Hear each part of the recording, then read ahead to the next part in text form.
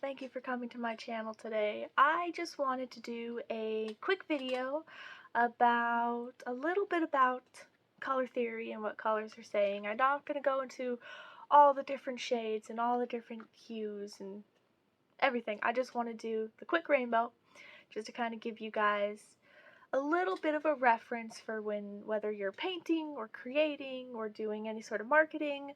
Color plays a huge part into everyday life, and it really subconsciously affects people.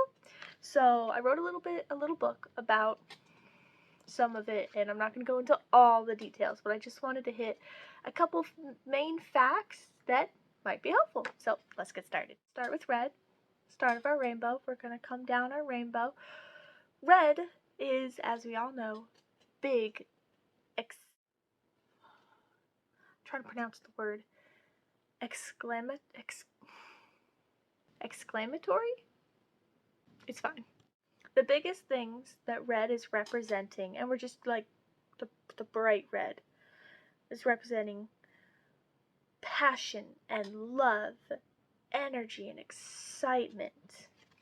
Red is bold and engaging. It's also a warning. People use it as a danger. It's powerful and confident. But red is also a celebratory color for festivals and for certain cultures. Red is very much a notice me color. So if you're trying to just immediately grab someone's attention, red is usually the go-to color. Orange, like red, is a highly noticeable color, but it's not as immediately attention-grabbing, aggressive color as red. Red is a little bit more aggressive color. Orange is kind of that same energy, but not so forceful. It is the color of energy. It is excitement. It is creative and playful. Orange is also, a warmth and a comfort color. It is also, with red, a little bit more on the caution side of color. That's why caution cones are actually orange, is because they do still grab your attention. They're more of like a warning attention, not like a danger attention. So that's why they're usually orange over red. Orange is also sometimes connected with vitality and health, because the color is, oranges and carrots are literally the color orange, and so sometimes subconsciously they could be geared more towards a health conscious color. Yellow is a little bit of a tricky color because, it just got dark in here. Did you see that? Might have to turn up my brightness. Come back, sunshine. Pros and cons of living in Oregon. I like the rain, but it's hard to get accurate lighting in this room. Anyway, color yellow. Yellow is one of my top. I have a lot of favorite colors. I usually tell people I don't have a favorite. I like them all, but yellow is kind of up there. Yellow is a happy, positive color. It's why you usually paint dark rooms with a yellow accent wall, because it'll brighten it up a little bit, which I guess I should do since it's got dark in here. Yellow is also it stimulates the creative side of your brain, which is why it's associated with, intellect. It's also why a lot of educational, like for preschool or kindergarten, there's usually a yellow wall or yellow accents in there, because it helps stimulate the brain and focus on creativity and intellect. Yellow actually has a dark side. Sometimes it can mean, depending on the shade, the hue, it can be a color of cowardice or betrayal. And that stems from, fun fact here, that stems from an artist had painted a scene of Judas from the Bible, the betrayer of Jesus. He painted his coat yellow, And ever since then, anytime subconsciously people would see yellow, there would be some slight hesitation in interacting with that person or place, because of that specific hue of yellow was portrayed through betrayal and cowardice. And I think that's very interesting. I go more in depth in that a little bit in my book. Should also look it up because it's a very interesting story. I forget the name of the artist and this specific painting, but they portrayed him that way, in that color, and his actions in that color had an effect long term. Try not to ramble. I feel like I've been rambling. Up next in our rainbow, we have green. Green varies in meaning depending on your shade. So from like a darker green to a more muted green will change the actual meaning. But we're just going to go with a broad definition of what green kind of represents. Nature and growth, because obviously everything around us, the trees, the grass, it's all green and it all grows, and so that one's a little bit self-explanatory. So it's just growth, essentially, and usually that is related with the darker greens. It also can represent health and vitality. It's a common color that's associated with those branding products, so you'll see it used in like fitness goods. Some hospitals will use a darker green shade in their marketing, just because, you know, green can be a healthy color. On the flip side of that, a more muted green tone would represent a sick color, so you need to be careful of the hues you're using here when it comes to this. Green is also a color of harmony and balance, which is why it's a popular color for interior design, actually.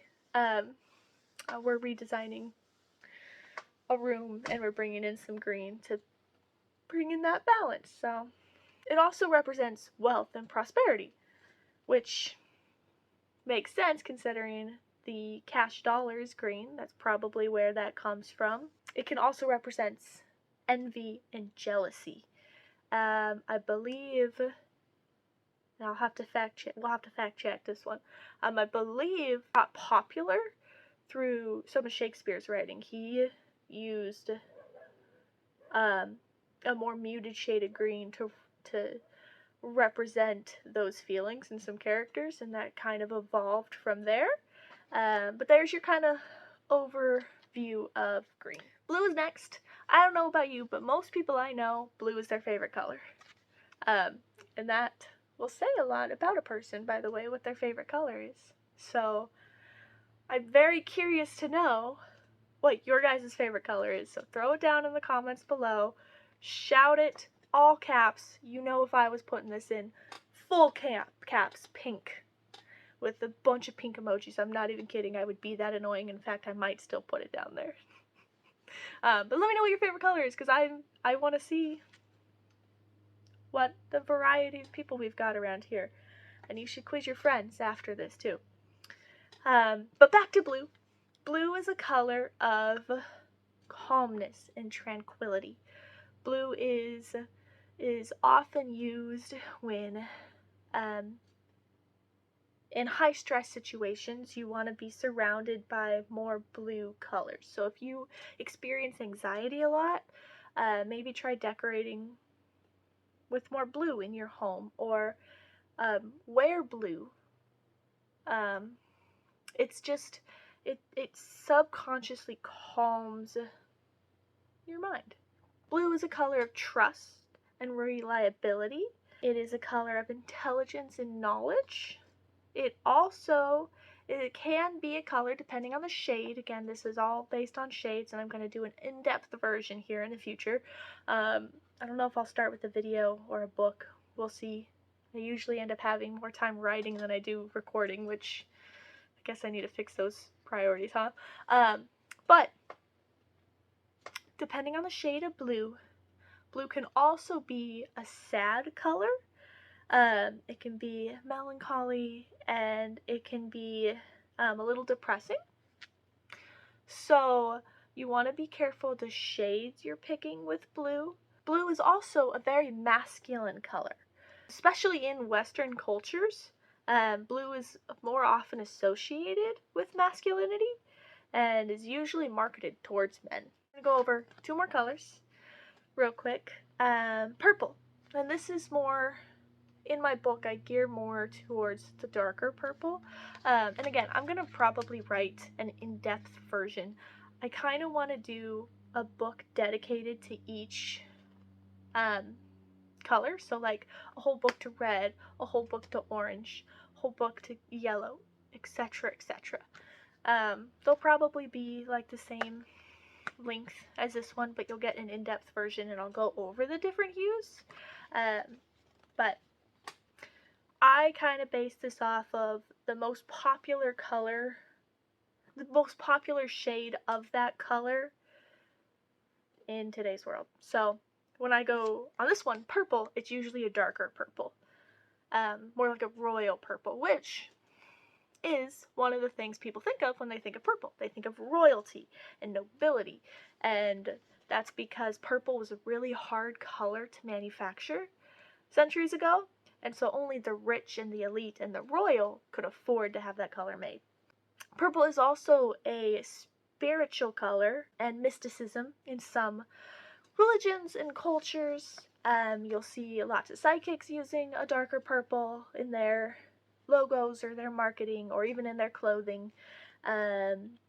Purple is also a color of creativity and imagination. It's associated with fantasy and magic, and that's where that kind of comes from a little bit. It's also a color of ambition and power and femininity, which is why you'll see a lot of brands marketing towards women in a purple. Alright, last but not least, my favorite color, pink. I want the brighter, almost hot pink color. Again, it's the most popular pink that everyone's talking about right now, especially since the new Barbie movie came out. Saw it, loved it. Would love to know your opinions on it.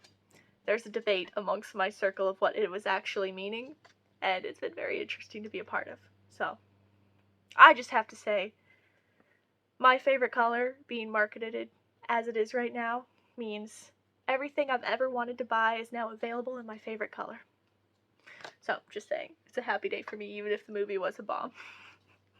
Which it was not. Okay, pink. Pink is a color of femininity. I cannot say the words I want to say. It is a feminine color, and it is a color of romance. So you'll see it associated a little bit with like Valentine's. You'll see like the red, the pink, the whites, because red and pink are both romance colors, and so it's connected together. They really drive home that force. Pink is a love and affection color. Pink is just very much a loving, warming, affectionate, feminine color. Actually, I don't think I put this in my, actually I know I didn't put this in my book, but pink originally was a color created for men, for their little pocket squares that would go into the men's suits. It was created as a accent color for them, so they would have something new and fun and bold to wear. But women over the ages stole this color and are thriving with this color, and it's finally become more of a color that's to all men and women and everyone else. But I love the fact that it was created for men and women immediately stole it. Love it. Love it. Go girls. Anyway, pink is also a playful and youthful color. You'll see it geared more towards younger women or even girls. It's just it's a playful color. It's an exciting, fun, no boundaries, no restrictions kind of color. It is also a color of power and confidence. This is where you get more into the darker, the hot pink shades. It's very much a confidence booster, a power claiming color. There was actually, I won't get too much into it, but a lawsuit done over colors. Someone literally trademarked a specific shade of pink and tried to sue the original users for using it. It's in here. It's a very interesting story. I recommend y'all looking it up. Some of you may know that story I'm referencing. Some of you may not, but it's very interesting. Anyway, that is the quick hot tips, fun facts, etc., etc. about colors. Just super fast, super simple, really fun. So no matter what you're doing with color, if you're just changing it for your daily wardrobe, if you're working with it in a creative field or in an intellectual field, whatever it may be, no matter whether or not you realize it, colors are still affecting your everyday life, your everyday experience. And I hope that this helped. I hope this could help you adjust or just even know more about what's going on with colors in everyday life. And if you want to know more, message me, comment below if you want to see another video, something more in depth, if you just want something more explained, or check out my book. I just released it literally like a few days ago. It's on Amazon now. Super quick, fun read, and I hope you guys enjoy. If this helped you out at all, please like, subscribe, hit that notification bell, and we will see you next time. Bye, guys.